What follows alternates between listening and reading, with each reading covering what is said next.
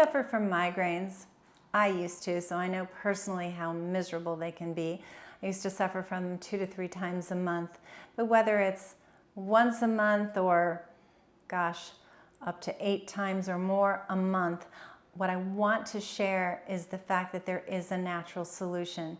And I know that's going in the face of hearing there's really no solution, that you really can't get rid of migraines. Well, personally, I got rid of mine decades ago. I then got rid of my mother's. She was 40 years older than me, so I really didn't get a hold of her until her late 60s, but she had been a migraine sufferer her entire life. It started in childhood for her. For me, it didn't start until puberty, but she had been suffering for decades. And when we got rid of them, that was it. She never had another migraine. And we see that in the clinic all the time. If it sounds too good to be true, I understand, but I gotta tell you, I'm only talking about this because I know how miserable it is to suffer. And I know that we have a solution. Is it for every single person 100% of the time?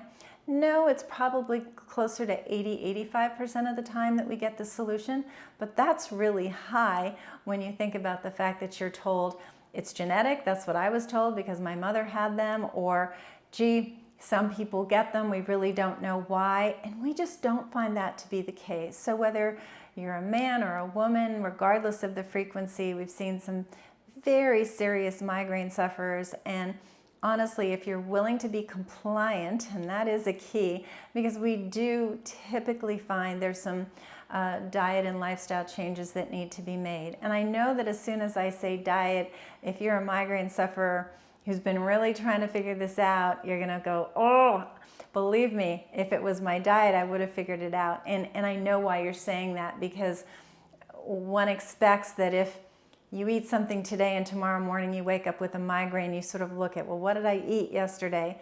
And then you go, oh, maybe it was that, maybe it was that. And so you stay away from that for a while, and then maybe you still get a migraine. Or you stay away from it for a while and then you reintroduce it and you don't get a migraine. And it can just, you want to pull your hair out trying to figure out what these triggers are.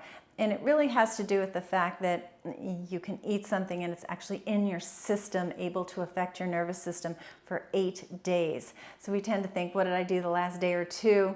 We don't tend to think about over an 8-day period of time. So that could be, as I said, want to pull your hair out trying to figure that out.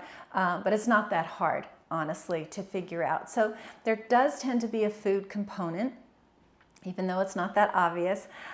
For women, sometimes there's a hormonal component. So these are women who tend to get migraines just before their cycle or at the beginning of their menstrual cycle. So there can be the hormonal component. And then there's also a very high prevalence of a structural component, whether there's irritated nerves in the neck or the jaw, the skull itself, but there can be irritated nerves that are creating the problem as well. So here at Root Cause, we come at it from that whole body perspective. So we have a physical medicine department with physical therapy and chiropractic, and we have the internal medicine, functional medicine department looking at why the nervous system is inflamed, food sensitivities, gut balance, because there's certain gut bacteria that can create nervous system inflammation. And then, of course, as I mentioned, the hormones. So hormonal imbalance can very much create migraines. Yet, there's plenty of you out there I know just go, no, it's not hormonal for me. Now for me, I was suffering 2 to 3 times a month, and I was having a combination. So I did have a hormonal migraine, but then of course I had them at other times of the month as well. So I had a lot of components coming together. Really, it was all three. It was structural, dietary, and hormonal for me.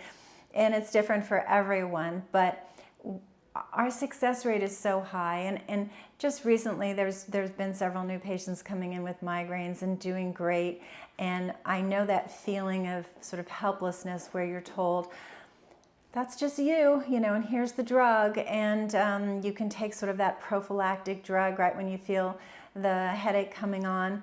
But now we're learning a lot of these drugs have a rebound effect, and you really don't want to take them too often because they're actually creating rebound migraines, which is the last thing you need. So much better to really get to the root cause and not have to suffer at all. And again, I know that might sound incredulous to you, unbelievable, but it's not. It's truly, truly not. And I say that personally as well as professionally, having done this for over 25 years and helped so many people with some very severe migraines to do so very well. So if you are suffering or you know somebody who is suffering, please tell them about the clinic, because again, we have such good success, and it's just something that is so debilitating, and you never know when it's going to strike, and just ruins your day and interferes with your life and your ability to plan and do what you want, and who needs that? So if it's you or someone you know suffering, please tell them about the clinic. They can reach out to via the website, which is Root Cause Medical Clinics, that's with an S.com, or give us a call. And the number here is 408-733-0400. We can set up a consultation, and I'd love to help. We'll see you soon.